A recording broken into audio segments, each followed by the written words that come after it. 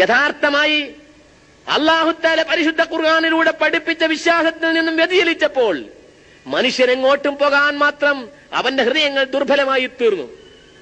അതാണ് വമൻ യുശ്രിക് ബില്ലാഹി ഫഖദ് ഖറഅന്നമാ ഹറ മിനസ് സമാഇ ഫതഖ്തഫുഹു അത്തൈറു ഔ തഹ്വീ ബിഹി الرീഹു ഫീ മക്കാനിൻ സഹീഖ്. അല്ലാഹു പറഞ്ഞു, ആരെങ്കിലും അല്ലാഹുവിൽ പങ്കു ചേർത്തി കഴിഞ്ഞാൽ അവൻ ആകാശത്തുനിന്ന് വീണ മാതിരിയാണ് എന്നാ. ആകാശത്തിന് മനുഷ്യനെ കൊണ്ട് വീഴാൻ നിൽക്കുക, ഓനൊരു പോയിന്റ് ഇങ്ങനെ കണ്ടുവച്ചിട്ട് നേരെ വന്ന് വീഴാൻ പറ്റുമോ? ഇല്ല, അങ്ങോട്ട് പാറും ഇങ്ങോട്ട് പാറും. അതെ, അല്ലെങ്കിൽ പക്ഷികൾ അവനെ കൊത്തിയെടുക്കും, ഏതെങ്കിലും അപകടകരമായ സ്ഥലങ്ങളിൽ പോയിട്ട് അവൻ വീണുപോകും. അങ്ങനെയൊക്കെ സാധ്യതയുണ്ട്. അതെ, അള്ളാഹുവിലുള്ള വിശ്വാസത്തിൽ നിന്ന് വ്യതിചലിച്ചവന്റെ സ്ഥിതി ഇതാണ്.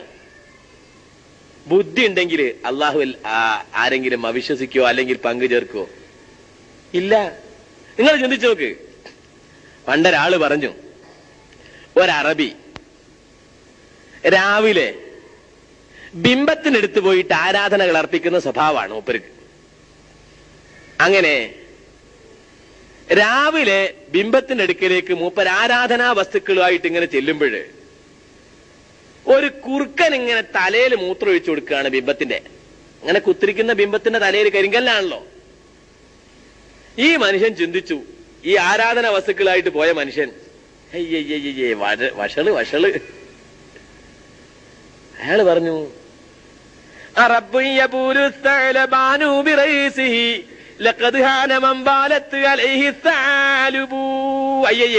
വഷള്. ഇനി ഇന്ന് മുതൽക്ക് ഞാൻ എതിരില്ലട്ടോ. ഈ കുറുക്കൻ തലയിൽ മൂത്രമൊഴിച്ചിട്ട് അനങ്ങാതിരിക്കുന്ന ഈ ദൈവത്തിനാണോ ഞാൻ ആരാധിക്കുന്നത്? അവൻ എത്രമാത്രം നിസ്സാരൻ എന്ന് പറഞ്ഞുകൊണ്ട് പൂജാവസ്തുക്കൾ വലിച്ചെറിഞ്ഞ് തിരിച്ചു പോന്ന കഥയുണ്ട്. ഒരു നിമിഷം ചിന്തിച്ചപ്പോൾ അവന് ഹിദായത്ത് കിട്ടി. നമ്മുടെ സമൂഹം ഇങ്ങനെ ചിന്തിച്ചിരുന്നെങ്കിൽ എന്തുമാത്രം നന്നായിരുന്നേനെ. മുനമ്പത്ത് ജാറത്തിലേക്കും അതേ പ്രകാരമുള്ള ജാറങ്ങളിലേക്ക് യാത്ര ചെയ്യുന്ന, അവിടെ 1000 ഉറുപ്പികൾ ചെലവഴിച്ചിട്ട് നേർച്ചകൾ അർപ്പിക്കുന്ന, അവിടെ കാര്യസാധ്യതത്തിന് വേണ്ടിയിട്ട് ജാറങ്ങളിൽ പോയി പ്രാർത്ഥിക്കുന്ന നമ്മുടെ ആളുകൾ ഒരു നിമിഷം ചിന്തിച്ചിരുന്നുവെങ്കിൽ, ഒരവസരത്തില് ഏതോ ഒരു സ്ഥലത്ത് വെച്ച് വെള്ളത്തിൽ വീണു. വെള്ളത്തിൽ വീണപ്പോൾ രക്ഷ കിട്ടാതെ മുങ്ങി മരിച്ചുപോയി, അല്ലെങ്കിൽ ചത്തുപോയി. ഏതാണ് ജാതി എന്നറിയില്ല, എന്താണ് വർഗമെന്നറിയില്ല, പേരേതാണെന്നറിയില്ല, ഒന്നും അറിയില്ല. അങ്ങനത്തെ ഒരു ശവം പൊന്നാനി കടപ്പുറത്ത് വന്നണഞ്ഞു. എന്നിട്ട്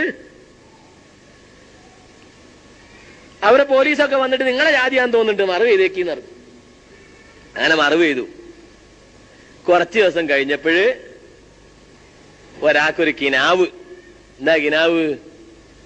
ഇത് ബീവിയാണ്. എല്ലാ അന്ധവിശ്വാസവും ഉണ്ടാവൊരു കിനാവുമല. ഏതാണ് ജാതി എന്നറിയില്ല, ഇത് ഞാൻ പറയല്ല. അതിൽ വിശ്വസിക്കുകയും അതിനുവേണ്ടി നേർച്ചപ്പാട്ടുണ്ടാക്കുകയും ചെയ്യുന്ന ആളുകൾ നേർച്ചപ്പാട്ട് തുടങ്ങുന്നത് തന്നെ എങ്ങനെയാ? ഊരും പേരറിയില്ല, മഷഹൂറും കൂറാവില്ല, ബഹുമാനര് നിറഞ്ഞുള്ള നാട് അത്, വെളിയങ്കോട് ഉമർക്കാലി കുഞ്ഞിമരക്കാരി ഷഹീദും ബഹുമാന്യരൊക്കെ പെറ്റ നാട്. അതായത് ഞാൻ പറഞ്ഞല്ല, അതിന് വിശ്വസിച്ച് ഭക്തിയോടുകൂടി പാട്ടുണ്ടാക്കി റഹ്മത്തുമാല വിൽപ്പന നടത്തുന്ന, മുലക്കന ബീവിമാല വിൽപ്പന നടത്തുന്ന ആളുകൾ ഉണ്ടാക്കിയ പാട്ടാ. ഊരും പേരും അറിയില്ല, നാടാതാണെന്ന് അറിയില്ല, പേരും അറിയില്ല. എന്നിട്ടോ മഷഹൂറും കുറവില്ല, പ്രസിദ്ധി കുറവില്ല. ഈ കൗമുണ്ടാകുമ്പോ പ്രസിദ്ധി കുറയോ? എന്നിട്ട് ബഹുമാനപ്പെട്ട ബീവിക്ക് ഒരു പ്രത്യേകത ഉണ്ട്. എന്താണെന്നറിയോ? ഈ ബഹുമാനപ്പെട്ട ബീവി വന്നണഞ്ഞിരിക്കുന്നത് പുതുപന്നാണിയാണ്, അഥവാ വെളിയങ്കോട്. വെളിയങ്കോട് എന്ന് പറഞ്ഞാൽ എന്താണെന്നറിയോ? ബഹുമാനപ്പെട്ട കുഞ്ഞിമരക്കാരി ഷഹീദായവരുടെയും ഉമർക്കാളിയുടെയും നാടാണ്. അങ്ങനത്തെ വെളിയങ്കോട്ടാണ് എന്നാ. വലിയ ബഹുമാനാണല്ലോ അപ്പൊ അത്. മുഹമ്മദ് നബി സല്ലല്ലാഹു അലൈഹി വസല്ലമ പിറന്നു വീണ അതേ മക്കത്ത് തന്നെയാണ് അബൂജാഹിലും പിറന്നു വീണ്. വ്യത്യാസമുണ്ടോ? ഇല്ല. അതുകൊണ്ട് യാതൊരു വ്യത്യാസവും ഇല്ല. എന്നിട്ട് ആളുകൾ പറയുന്നത്, ബഹുമാനം പറയുന്നത് ഇതാണ്. പണ്ടൊരു കുട്ടി പരീക്ഷയ്ക്ക് എഴുതിയൊരു കഥ അറിയാറുണ്ട്. എന്താണെന്നറിയോ? പരീക്ഷയ്ക്ക് എഴുതാൻ വേണ്ടി ചെന്ന് അവനോട് ചോദ്യമുണ്ട്, കുതിരയെ സംബന്ധിച്ച് 1.5 പേജിൽ കുറയാതെ എഴുതുക. കുതിരനെ പറ്റി ഓന് പറയുന്നത്, അറിയുന്നത് എന്തേ ഉള്ളൂ, 4 കാലും 1 ബാലും ഉണ്ട് എന്ന് മാത്രമേ ഉള്ളൂ. അതെഴുതി. കുതിര എന്ന് പറഞ്ഞാൽ 4 കാലും 1 ബാലുമുള്ള ജന്തുവാകുന്നു. എന്നിട്ട് കുതിരൻ എന്താക്കി കയറിട്ട് കൊണ്ടുപോയിട്ട് തെങ്ങിനോട് കെട്ടി. പിന്നെ തെങ്ങിനെ പറ്റി അങ്ങോട്ട് എഴുതിയെന്ന. കുതിരനെ കെട്ടിയ തെങ്ങാണല്ലോ. 1.5 പേജ്. പരീക്ഷക്ക് മാർക്ക് കിട്ടുമോ? ഇതുപോലെ മുനമ്പത്ത് ബീവിനെ പറ്റി പറയാൻ വേറൊന്നുമില്ല. കടപ്പുറത്ത് കിട്ടിയൊരു ശവത്തിനെ പറ്റി വല്ലതും പറയാനുണ്ടോ? പിന്നെ പറയുന്നത് ആ മുനമ്പത്ത് ബീവിനെ മറവ് ചെയ്ത സ്ഥലത്തിനെ പറ്റിയാ. പേരറിയില്ല. കുറച്ച് ഇങ്ങോട്ട് കഴിഞ്ഞപ്പോ ആ പാട്ടിങ്ങനെ മറച്ചു നോക്കിയിട്ട് ഒരു 2-3 പേജ് ഇങ്ങോട്ട് കഴിഞ്ഞപ്പോ പേരിട്ടി. എന്താന്നറിയോ? പാരം വളരുമാ നിറഞ്ഞുള്ള ബീവി ഫാത്തിമത്തു സുഹ്റ എന്ന പൂവി. ഇത്രയും ബഹുമാനം നിറഞ്ഞ ഈ ബീവിയുടെ പേര് ഫാത്തിമത്തു സുഹ്റ എന്നാണ്. ഇതാര് പറഞ്ഞു? അത് കിനാവ് കണ്ടതാണ്. ഞാന് പൊന്നാനിക്കടുത്ത് പോയിട്ട് പൊന്നാനി ചെന്ന് പ്രസംഗിക്കുമ്പോൾ അവിടെ നാളോട് പറഞ്ഞു, കൂട്ടരെ, ഈ കിനാവ് കണ്ട മനുഷ്യൻ കണ്ടത് കിനാവാണെങ്കിൽ ആദ്യം കാണിക്കേണ്ടത് ഈ പെണ്ണിന്റെ തറവാട് ഏതാണ്, വാപ്പ ഏതാണ്, നാട് ഏതാണ്, ഉമ്മ ഏതാണ് എന്നാ. അത് കാണാൻ പറയും. എന്ന് കാണൂലത്. കാരണം എന്താ അറിയോ? കണ്ട് ഇന്നാളാന്ന് പറഞ്ഞു പോയി, അല്ലെങ്കിൽ കള്ളത്തരം തന്നെ പറഞ്ഞു നിൽക്കുക. പിറ്റേന്ന് അവര് വരുമല്ലോ ജാറത്തിലെ പൈസന്റെ ഓരിക്ക്. ഒന്നും കാണൂല, വേണ്ടാത്തത് മുഴുവൻ കാണും. ഇതാണ് സത്യത്തിൽ ഇതിന്റെ പിന്നിലെല്ലാമുള്ള രഹസ്യം. ഓരോ ആളുകളുടെയും ഉദരപൂരണം. അതിനൊത്ത ഓരോ കഥകൾ പറഞ്ഞുണ്ടാക്കും. അതിന് ചോദ്യലേലം കഥയിൽ കഥ തിരിച്ചു ചിന്തിക്കുന്ന സ്വഭാവവുമില്ല. കനകമലയില് ഒരു പാറുണ്ട്. അതിന്റെ അടുത്ത് പോയിട്ട് പല ആളുകളും നേർച്ചകൾ അർപ്പിക്കലുണ്ടല്ലോ. എന്താണ് സംഗതി എന്ന് ചോദിച്ചപ്പോഴ് അതൊന്നുമല്ല, അതൊരു മണ്ണാത്തി കല്ലായതാ. മണ്ണാത്തി കല്ലായതാ. എങ്ങനെ? അത് അവളിങ്ങനെ വിറകും പെറുക്കി ഇങ്ങനെ നടക്കുമ്പോ ഒരു ഔലിയനെ കണ്ട്. ഔലിയ പറഞ്ഞ ആരോടും ഈ പറയണ്ടട്ടോ. ഓളില്ല, ഞാൻ ആരോടും പറയില്ല, എന്നാ ഞാൻ നന്നാവും, നീ ഗുണം പിടിക്കും, നിനക്ക് നേമത്തൊക്കെ ഉണ്ടാവും, ഇന്നെ കണ്ടത് ആരോടും പറയണ്ടെന്ന് പറഞ്ഞു. അവളൊന്നും പറയില്ലാന്ന് വിചാരിച്ചിങ്ങനെ പോരുമ്പോ വിചാരിച്ചു, എന്നാലും എന്റെ ഭർത്താവിനോട് ഞാനൊന്ന് പറയൂന്ന് വിചാരിച്ച പാട് കല്ലായി പോയിന്നാ. പിന്നെ ആര് പറഞ്ഞു ഇവള് ഔലിയനെ കണ്ടിനൂന്ന്? അതേ ചോദ്യല്ലല്ലോ. ഇവളിങ്ങനെ വിചാരിച്ചു എന്ന് ആര് പറഞ്ഞു? അവിടെയും ചോദ്യമല്ല. പിന്നെ ഇവളാണ് കല്ലായത് എന്നോ? അത് പറഞ്ഞത് എന്റെ അതിൽ കവിഞ്ഞ് ഇതിന് തെളിവ് ആവശ്യമല്ലാന്ന്. എന്ത് കറാമത്തുങ്ങൾ നോക്കി. ഈ ഔലിയാക്കന്മാരെ കറാമത്ത് പറയുന്ന സമയത്ത് ഈ കറാമത്തിന് വളരെ തുച്ഛം കാര്യം മതിയല്ലോ. ആളുകൾ വിശ്വസിക്കും, ഓ നല്ലത് തന്നെ, നല്ല കറാമത്ത് തന്നെ, നല്ല കറാമത്ത് തന്നെ. എന്താ ഇബിലീസിന്റെ പ്രേരണ ഉണ്ടാവും വിശ്വസിക്കാനേ. ഏത് വരെയെന്ന് ചോദിച്ചാല് ഈ കുട്ടികളുണ്ടല്ലോ തീപ്പെട്ടിയിൽ കൊള്ളി എടുത്തിട്ട് ഒരു ഭാഗത്ത് വെച്ച് മറുഭാഗം കാലിയാക്കി ഇങ്ങനെ കളിക്കുന്നത്. അതിൽ കൊള്ളിയുണ്ടോ? ഇല്ല. ഇതിൽ കൊള്ളിയുണ്ടോ? ഉണ്ട്. ഇതൊരു കറാമത്താവോ? ഇന്നുള്ള 2 വയസ്സുള്ള കുട്ടിനോട് പറഞ്ഞാൽ കറാമത്താൻ സംഭവിക്കൂല. എന്നാല് മഞ്ഞക്കുളം മാലയില് മഞ്ഞക്കുളം ശൈഖന്റെ കറാമത്താണ്.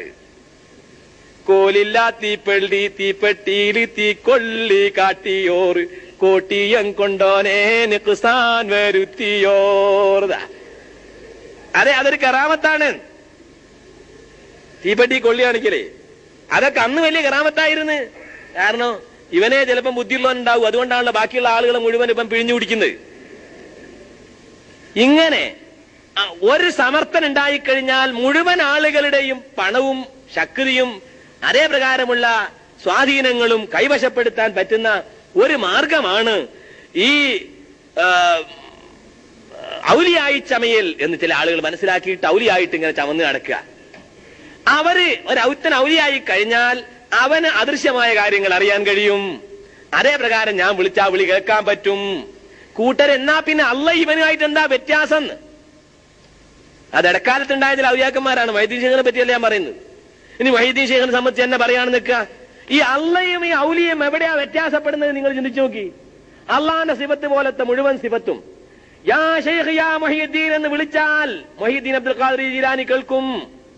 ദുന്യാവിൽ കാക്കാൻ മൊഹീദ്ദീൻ അബ്ദുൽ ഖാദിർ ജീലാനിക്ക് കഴിയും. ആഖിറത്തിൽ ചെന്നാലോ അവിടെയും കാക്കാൻ കഴിയും. അതെ അതെ, വനജ്ജിനി മിൻ ലളാഫിഹാ മഹാലികുഹാ സുൽത്താന കുല്ലി വലിയ്യിൻ മുഹിയദ്ദീൻ. വനജ്ജിനീ മിൻ ലളാ എന്ന നരകത്തിൽ നിന്ന് എന്നെ അങ്ങ് രക്ഷിക്കണമേ. ഞാൻ ആരോടാണ് ഈ പറയുന്നതെന്നറിയാമോ? സുൽത്താന കുല്ലി വലിയും മുഹിയദ്ദീനി, എല്ലാ ഔലിയാക്കന്മാരുടെയും നേതാവായ സുൽത്താനായ മുഹ്യിദ്ദീൻ അബ്ദുൽ ഖാദിർ ജീലാനിയോടാണ് ഞാൻ ഈ പറയുന്നത്. ഖുത്ബിയത്തിലെ വരിയാണിത്. നരകത്തിൽ നിന്ന് രക്ഷിക്കാൻ വേണ്ടി മുഹ്യിദ്ദീൻ അബ്ദുൽ ഖാദിർ ജീലാനിയോട് പ്രാർത്ഥിക്കുകയാണ്. നാ കൂട്ടരെ, പടച്ചോനും ഈ ഷെയ്ഖുമായിട്ട് എന്താ വ്യത്യാസം? ഷെയ്ഖും പടച്ചോനായിട്ട് വ്യത്യാസപ്പെടുന്നത് എവിടെയാണ്? പണ്ട് മൊല്ലാക്കനോട് ചോദിച്ചത്ര ഒരാള്, അല്ല മൊല്ലാക്കെ, ഈ ഷെയ്ത്താൻ എന്ന് പറഞ്ഞാൽ എന്താണ്? അത് നിങ്ങൾക്കറിയില്ലേ? ഷെയ്ത്താൻ എന്ന് പറഞ്ഞാൽ അതിന്റെ തല പിന്നോട്ടാണ്. ഓ, ഇപ്പൊ മനസ്സിലായി.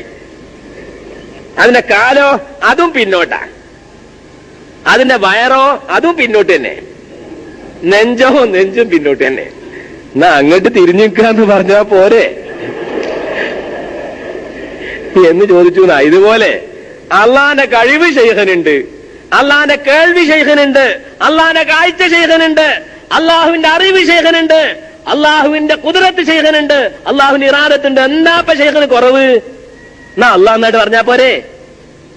പേര് മാറ്റിക്കൊണ്ട് കാര്യായോ? പഞ്ചസാരയുടെ ഭരണിയുടെ മുകളിൽ കുരുമുളകെന്ന് എഴുതി വെച്ചാൽ ഉറുമ്പ് കിടക്കുകയില്ല എന്ന് വിശ്വസിക്കുന്ന വിഡ്ഢിയുടെ ഈമാനല്ലേ സത്യസ്നേഹിതന്മാരെ ഇവനുള്ളത്? അള്ളാഹുവിനുള്ള മുഴുവൻ കഴിവുകളും അള്ളാഹു അല്ലാത്ത ആളുകൾക്ക് അംഗീകരിച്ചിട്ട് എന്നിട്ട് ഇവൻ അള്ളാന്ന് ഞാൻ വിശ്വസിച്ചിട്ടില്ലട്ടോ, അള്ളാന്നല്ല വിശ്വസിക്കേണ്ടെന്ന് പറഞ്ഞത്. ലാ ഇലാഹ ഇല്ലല്ലാഹ്, യാതൊരു ആരാധ്യനുമില്ല തന്നെ, ഇല്ലല്ലാഹു, അള്ളാഹു അല്ലാതെ, അള്ളാഹു എന്ന് പറഞ്ഞ് ശക്തിയല്ലാതെ മറ്റൊരാരാധ്യ വസ്തുവുമില്ല എന്നാണ് നമ്മൾ വിശ്വസിച്ചിരിക്കുന്നത്. അള്ളാഹുവിനെ പോലെ വേറൊരാളില്ല എന്നാണ് നമ്മൾ വിശ്വസിച്ചിരിക്കുന്നത്. അള്ളാഹുവിന്റെ കഴിവ് പോലെ കഴിവുള്ള, അള്ളാഹുവിന്റെ കേൾവി പോലെ കേൾവിയുള്ള, അള്ളാഹുവിന്റെ കാഴ്ച പോലെ കാഴ്ചയുള്ള സ്നേഹമുള്ള സഹോദരന്മാരെ, അതേ പ്രകാരമുള്ള അള്ളാഹുവിന്റെ വിശേഷണങ്ങളുള്ള യാതൊരു ശക്തിയും ലോകത്തിലില്ല എന്ന് നാം അള്ളാഹുവിനോട് സമ്മതിച്ചിരിക്കുകയാണ്. അപ്പോഴാ തൗഹീദ് ഉണ്ടാകുന്നത്. അങ്ങനത്തെ ശക്തിയോടെ പ്രാർത്ഥിക്കാൻ പാടുള്ളൂ, അങ്ങനത്തെ ശക്തിയോട് മാത്രമേ ആരാധന നടത്തിക്കാൻ പാടുള്ളൂ എന്നാണ് ഞങ്ങൾക്ക് പറയാനുള്ളത്. അതെ, നിങ്ങൾ ചിന്തിച്ചു നോക്ക്. ഞങ്ങൾക്ക് പുതിയതൊന്നും പറയാനില്ല, പുതിയൊരു കാര്യം ഈ സമൂഹത്തിന് മുമ്പിൽ വെക്കാനില്ല.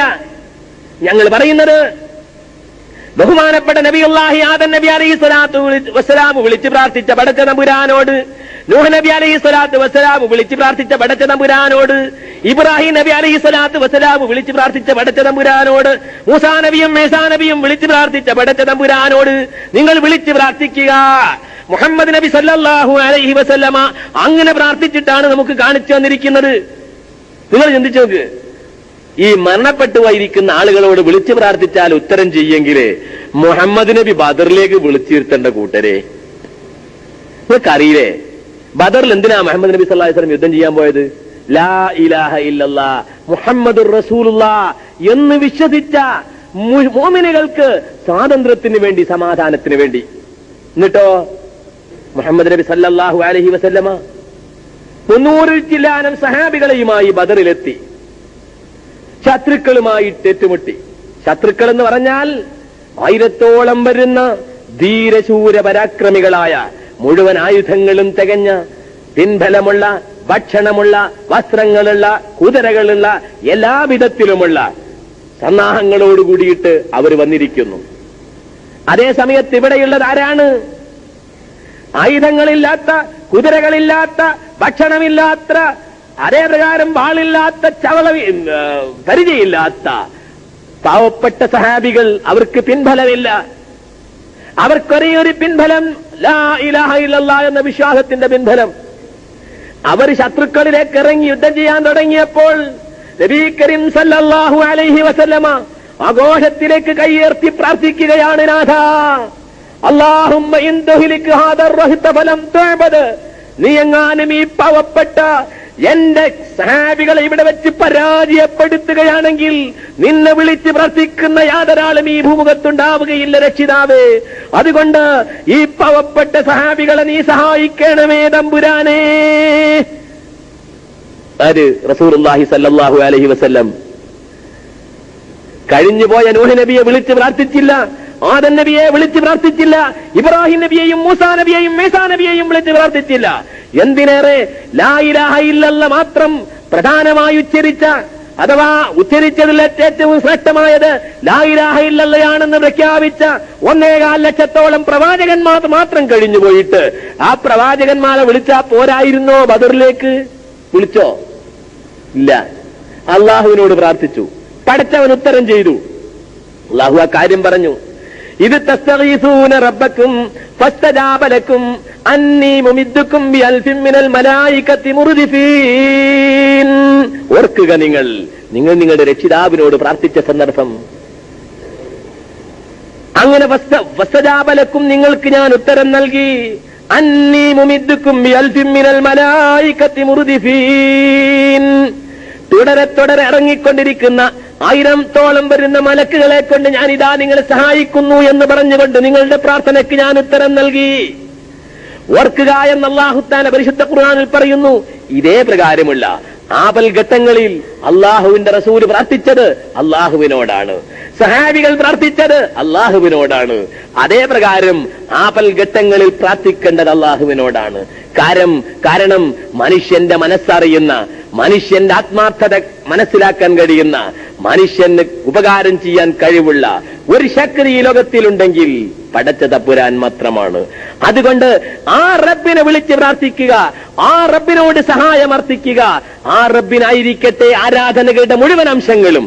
പകുതി അള്ളാഹു അല്ലാത്ത ആളുകൾക്കും പകുതി അള്ളാഹുവിനും ഭാഗിച്ചു കൊടുക്കാതെ ആരാധനകൾ മുഴുവനും ആ റബ്ബിന് അർപ്പിക്കുക.